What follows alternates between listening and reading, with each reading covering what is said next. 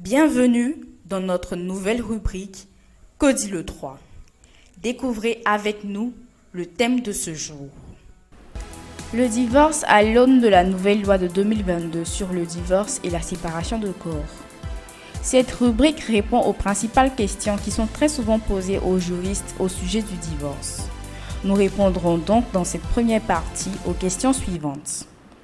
Quelle est la différence entre le divorce et la séparation de corps ? Quelles sont les causes de divorce ? Quelles sont les causes de divorce d'un mariage conclu antérieurement à la loi de 1964 relative au mariage ?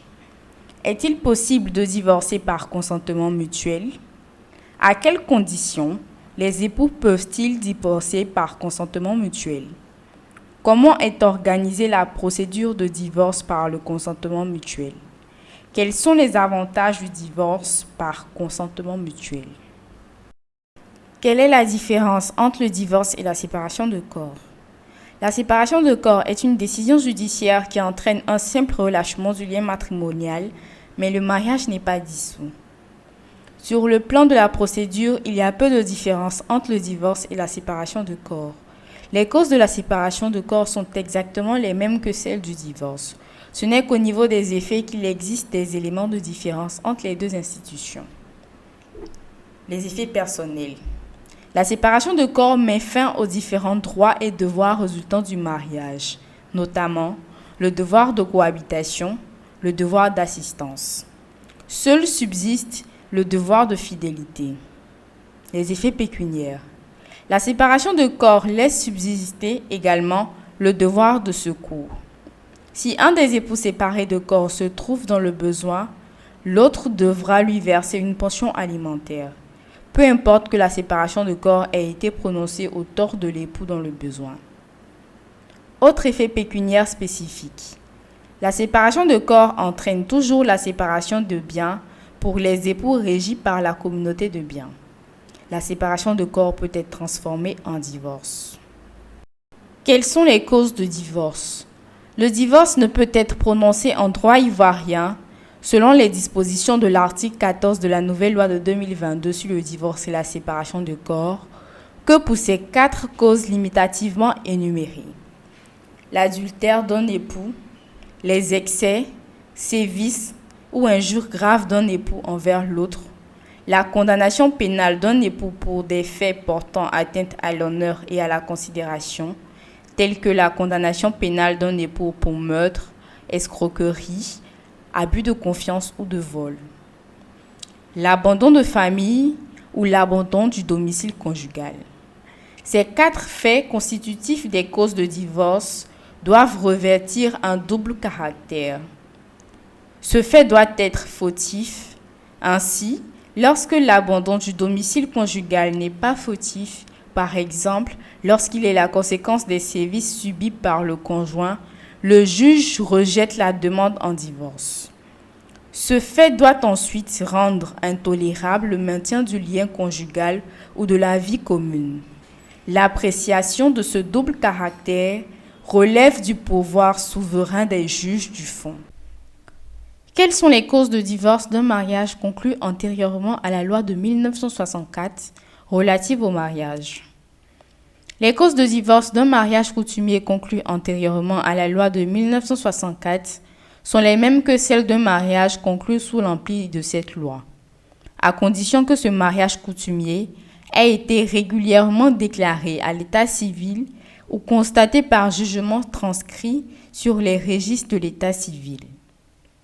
À partir de la déclaration ou de la constatation du mariage coutumier antérieur à 1964, les causes du divorce prévues par le droit coutumier, telles que la répudiation de la femme, sont inapplicables. Est-il possible de divorcer par consentement mutuel ?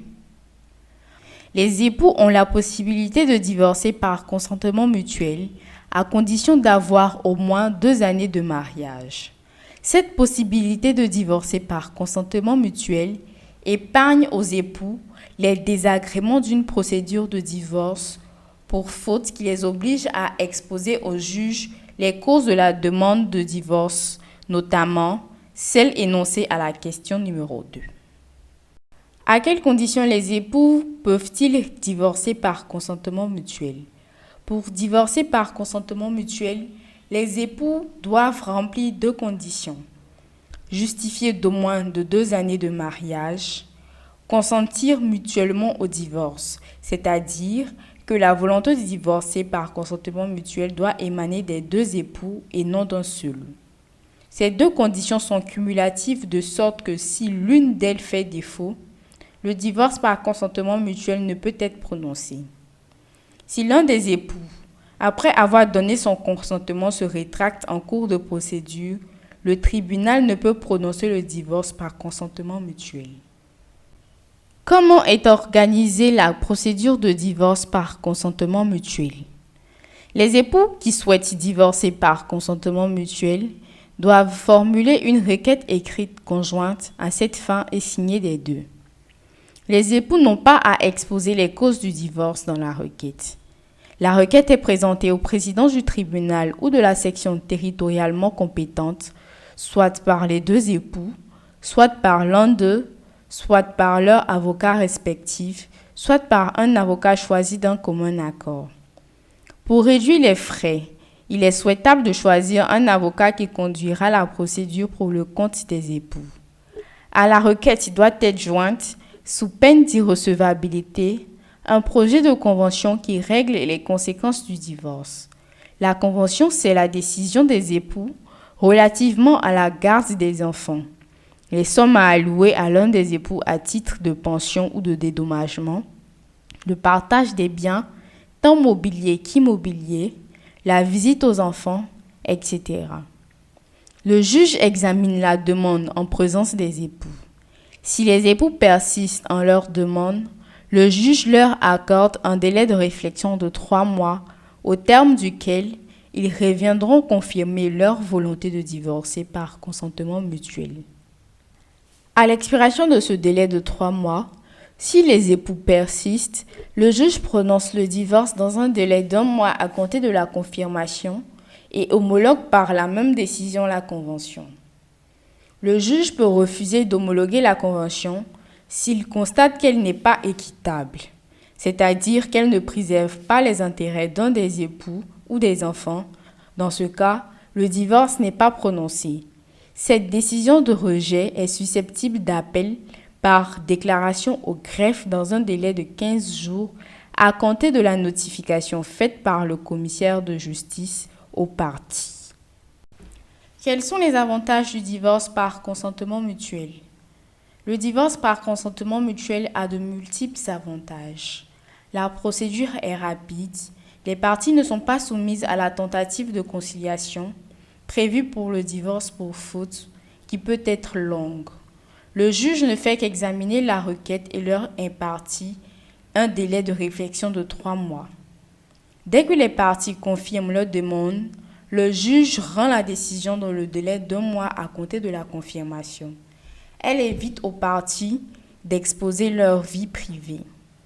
Les parties n'ont pas à motiver leur requête.